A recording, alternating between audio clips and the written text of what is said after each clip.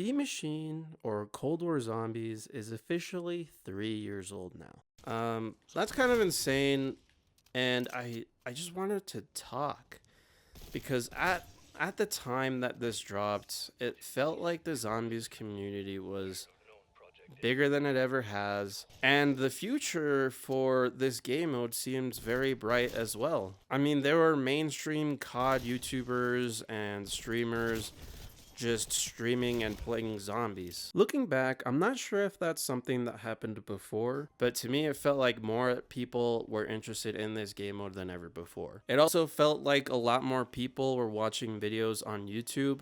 I can personally attest to this. I had a video hit over 100,000 views, which to me is a lot. And that might be part of the reason why I'm looking back on this so fondly. Maybe I'm looking back on Die Maschine and the time around that through rose-tinted glasses. I accept that that's a possibility. But the other thing that made the future seem bright for zombies was the fact that I believe at the time they had already announced that the rest of the maps, the whole DLC season was going to be free. And that's absolutely huge because in previous games, not only did you have to buy the base game, which was $60 at the time, but you also had to invest 15 or more in order to play the whole zombies experience. But now with Cold War, that wasn't going to happen. There was going to be more people than ever theoretically playing all of the DLC season because it's no longer behind a paywall. And it also felt like Treyarch was making the conscious decision to cater this game mode a little bit more towards the casual Call of Duty player. Really, anyone can pick this up and not be lost. You probably don't have to look up tutorials on the internet to find out what you have to do. I'm thinking about Shadows of Evil right now, and I'm not saying having to look up a tutorial is bad. It's just that most people are turned away by that. But what I'm getting at is that this game should have been a massive success. A bunch of things were going in its favor. So the question now becomes, what happened? Because it feels like interest and the overall buzz for Cold War Zombies just fell off a cliff. And I do accept the fact that that might not even be the case, because I personally didn't make a bunch of content on this game, and I wasn't watching all that much content on it either, mainly just guides and the like. But I've never really been a person to watch zombies content for entertainment, as weird as that sounds. Maybe once in a while, but usually I'll just watch guides and story videos. So maybe that's part of it. But it doesn't really explain why it feels like most people just didn't give a crap about this game after the first few months. And I don't know, maybe the interest for this game was really high for its entire life cycle. If that's the case, let me know. But honestly, I feel like this game didn't get as much attention as it maybe deserved to. And I feel like some people might agree just because they'll argue that this game didn't have enough content at launch. And I'm not a really big fan of that argument, mostly because the zombies community has always had to contend with that. We're very used to getting one map at release or on disc and then waiting weeks, sometimes even months, for the next one. And sure, Black Ops 1 had Kino d'Ortone and 5. Black Ops 2 had Transit and all of the survival maps within it. Black Ops 3 had Shadows of Evil and The Giant, and Black Ops 4 just went insane and had 4 maps at launch, plus a different game mode. So that one doesn't really apply here, but there's other problems with that game mode too.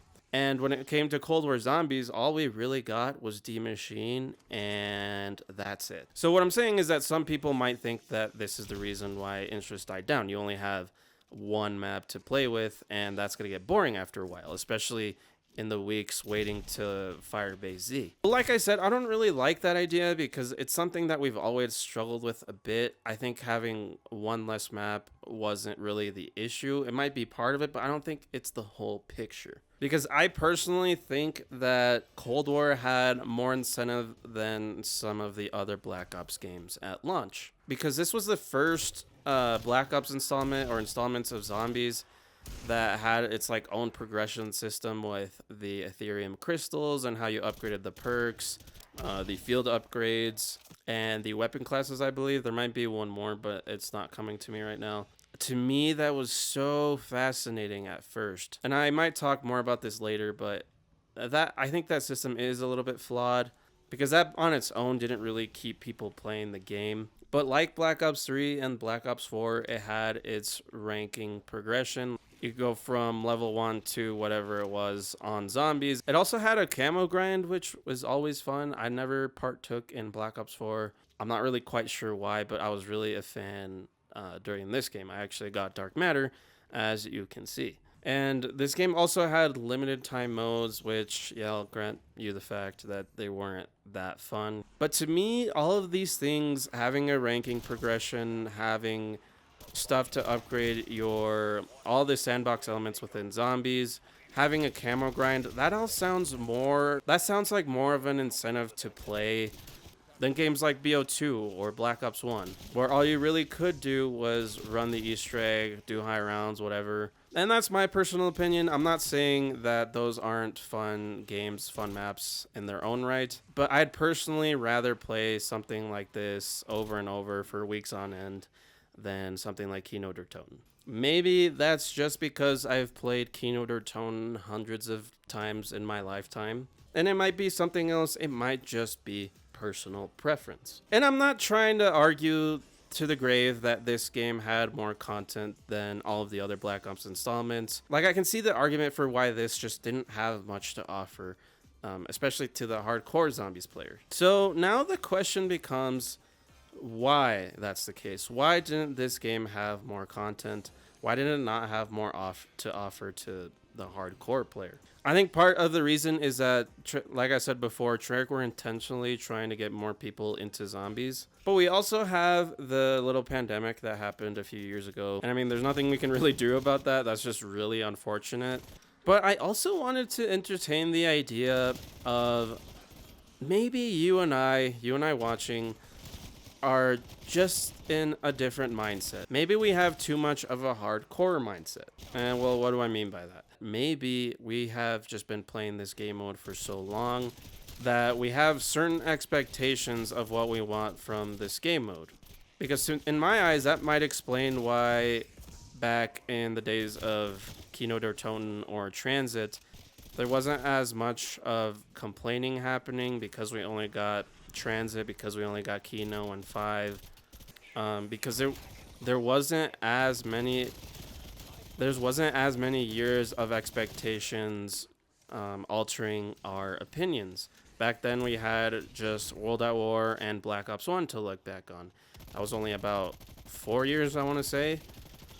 And now we have over 10 years of experiences, game modes, maps that we look back on, and that just forms a bunch of expectations. And maybe that those are unrealistic, because I personally believe that this game mode cannot stay the same in order to thrive. And that honestly goes for like everything in life. You cannot move forward if you are doing the exact same thing you were doing years ago. And I know I'm going pretty deep there, but it's just true. And I say that because I feel like people are just too negative when it comes to something like Outbreak or MW3 Zombies. I don't feel like most people are giving it a fair chance. And I personally haven't bought MW3 Zombies. That's mostly just because I bought Vanguard, and that was a mistake. So I just wanted to see how the overall reception was before I put any more money into Activision's hands. But I really loved Outbreak. I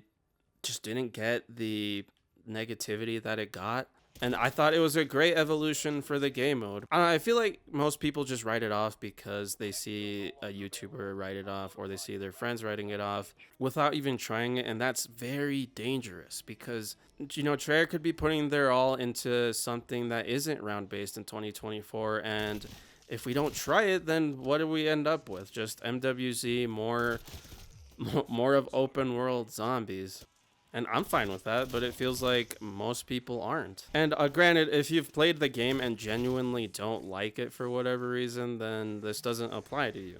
Open world zombies isn't your thing, that's fine. But I feel like the constant negativity might be getting to the developers' heads, where they just don't know what to do in order to please this community. And that might not even be true. I just feel like constructive criticism is probably going to get us farther than just blatant hate. So another question I wanted to ask is, how do you get more people to keep playing zombies? I know for me personally, what kept me playing was during Black Ops 3 was the progression system, the Easter eggs, that kind of thing. And you might argue that the Easter egg in this game or in this map was just too simple to keep playing over and over. And yeah, I might agree with you with that. But I honestly think it's too hard to think of one thing that keeps people coming back. Maybe it's the camo grind, maybe it's the rank progression, maybe it's the story, maybe it's the side Easter eggs, maybe it's how you can play with your friends. Like, there's so much to zombies that nailing down one thing that will keep people coming back is kind of impossible. But they did try to get people to come back in this game because they added 2 more tiers to all of the upgrades at one point, and when that happened, man, that was the most I ever... Hold on, I might die here. That was the most that I ever played Cold War Zombies. Like, I think I got to rank 200, and that was my highest rank during Season 2, I believe it was.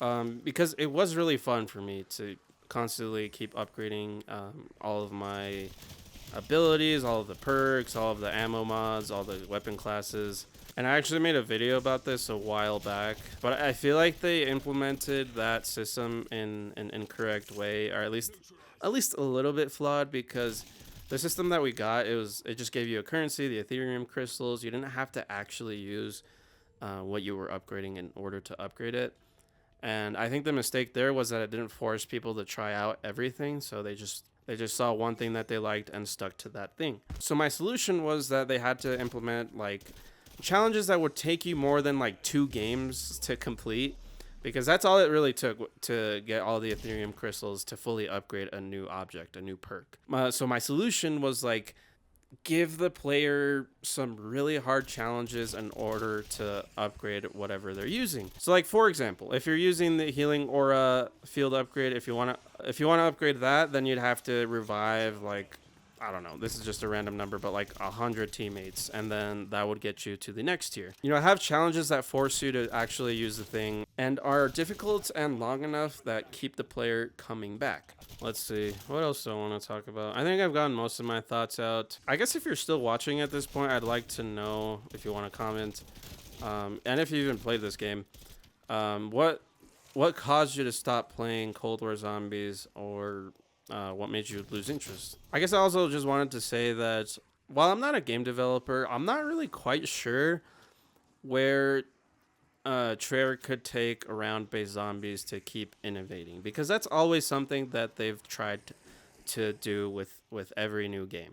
You know, in Black Ops 2 they introduced buildables. In Black Ops 3 they added microtransactions and gobblegums. That changed the formula pretty radically, and I'm honestly kind of surprised that the community embraced it so much. And you know, Black Ops 4 introduced a completely no perk system that a lot of people just do not like. And then Cold War, of course, just completely changed the point system, the progression system, but I think overall it still works. I know I'm not very creative, but where do Treyarch go from there? How do you possibly expand the typical round-based zombies that most hardcore players want? I just don't know. And that might be part of the reason why they're moving towards more of an open world zombies experience. I don't know. Who knows? Maybe they are making round-based innovations as we speak, and there's an absolute banger of a game waiting for us in about a year's time. But I guess to answer the question that I asked at the beginning of the video as to what happened with the interest in this game,